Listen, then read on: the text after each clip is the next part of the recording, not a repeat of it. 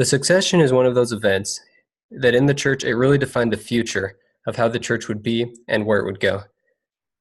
When Joseph and Hiram, his brother, died, the church was without their leader and the person that they thought would become their next leader. Joseph's son was too young to become the next prophet, and few other men had followings and were leaders in the church and were perspective to be the next prophet. Two of those men that were the most prominent were Sidney Rigdon and Brigham Young. Sidney had been one of the close counselors of Joseph and was actually the running mate with Joseph for his presidential candidacy. Sidney also said that he had religious visions and revelations that summoned him where he heard Joseph's voice to become the guardian of the church.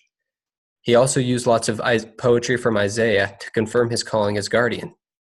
One of the other things that boosted Sidney's popularity as the next prophet to succeed Joseph, or as the guardian as he would call it, was that he was a member of the first presidency. That being said, Sidney also had multiple altercations with Joseph, including on recent doctrine Joseph had taught. And so Sidney had altercations with Joseph and then had times where they were unified back together. And at the time when Joseph died, they were unified, and Sidney was his running mate for president and a candidate for being the next prophet / guardian, as he would call it, for the church. Brigham Young, on the other hand, was the president of the Quorum of the 12 Apostles, and Brigham also followed all of Joseph's teachings, including the most recent ones, which included polygamy and the endowment. He was also with Joseph for the important revelations like the endowment. It is said that Brigham had various experiences with Joseph, likely one-on-one, where they were able to speak about the endowment, and obviously he was one of the first who received it.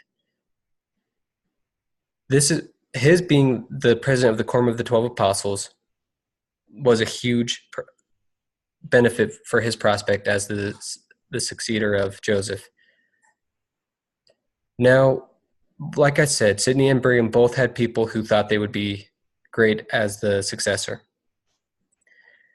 Many events happened during the time frame before the church decided, and eventually the church met together with the Quorum of the 12 Apostles and as a general assembly of the church, where Brigham and Sidney discussed why they would be the proper successor of Joseph.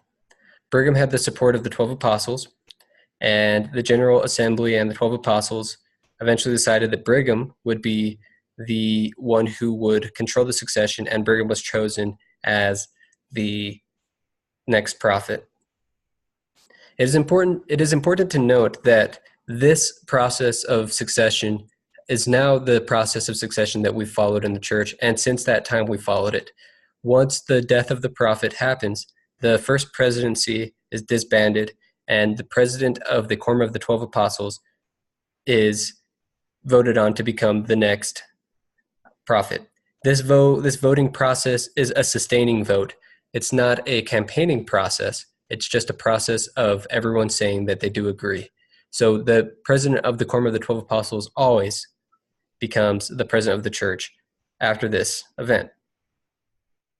I want to share my testimony that while certain doctrines that Joseph taught in his last few years in Nauvoo, like polygamy and even the endowment, can be really hard to understand.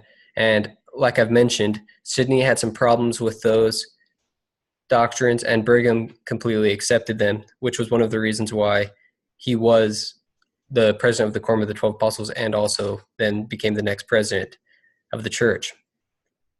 It's important to note that every single doctrine that's taught in the church is a doctrine that we should try to understand and gain a testimony of for ourselves.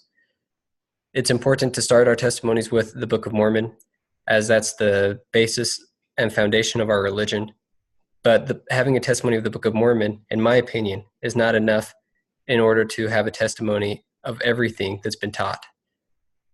Testimony of of the teachings of Joseph Smith in his last few years, a testimony of the teachings of our prophets now.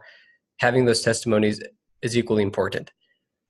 So I want to bear my testimony that I don't know for a fact that polygamy was called by God. I didn't live during that time, and I don't have a testimony of it because of that. I haven't had to live it, but I do have a testimony that Joseph Smith was a prophet because of the teachings that I do live, and because of the teachings that I have experienced, and because of my experiences praying about those. And I do believe that Brigham Young was also a prophet because of those same reasons. And I believe that our current and our past prophets have also been prophets because of those same reasons. And those doctrines of the church that I do live, that I do understand, that I do experience, I have gained a testimony of them. And I share that with you in the name of Jesus Christ.